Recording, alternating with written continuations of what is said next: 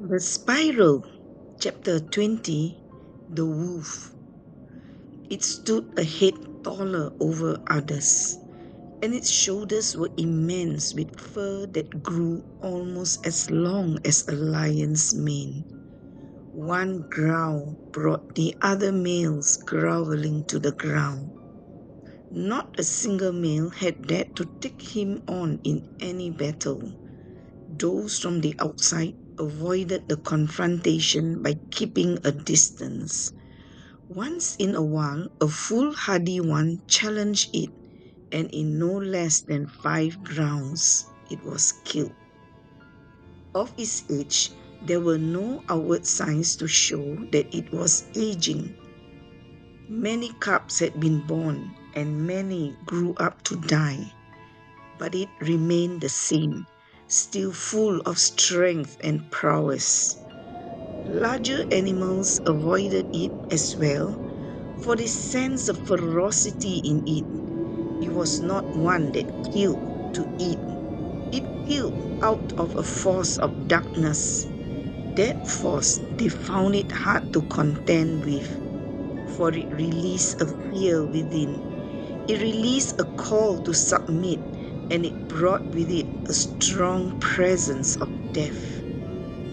It ruled that part where it stayed, and ever since the dark mist grew stronger, it roamed the areas near the labyrinth. Those who lived there avoided it, for they knew there was an insatiable desire to just kill. Yet they also noticed something else in that it did not prey on those who live in the labyrinth. Despite this invisible prohibition, none dared to make it a pet nor cross its path, and more so since that episode of brutality. A child of the labyrinth wandered across its path and picked up a bone left near it. With one swipe of its paw, it tore up the child and flung it away into the drain. The mother dared not scream nor ran to pick up the child, for such a dread overcame her. Needless to say, she was never the same again. She developed countless tics and twitches. The others just waited for her to end her life one day. As it stood on a little mound near the village, its senses said that something was afoot in the village. An enemy of old had come back to haunt it. Its purplish grey eyes stared long at the village, and it smelled the scent of a hunt arising from it. That familiar smell of herbs and spices irritated it. It was one that it hated, for the smell woke up more than its wolfish instincts. It challenged the power within that made it last through the centuries. Nothing had withstood it when it chose to kill.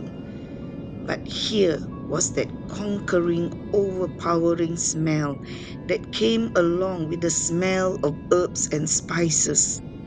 Then it gave a long howl that made the others cower down, and for once the area became silent. No hooting of owls, nor the incessant chirps of crickets were heard in the evening air. Just when it thought it had won, a low and long blast of a horn came piercing the air. Its fur stood up, and it gave another long howl.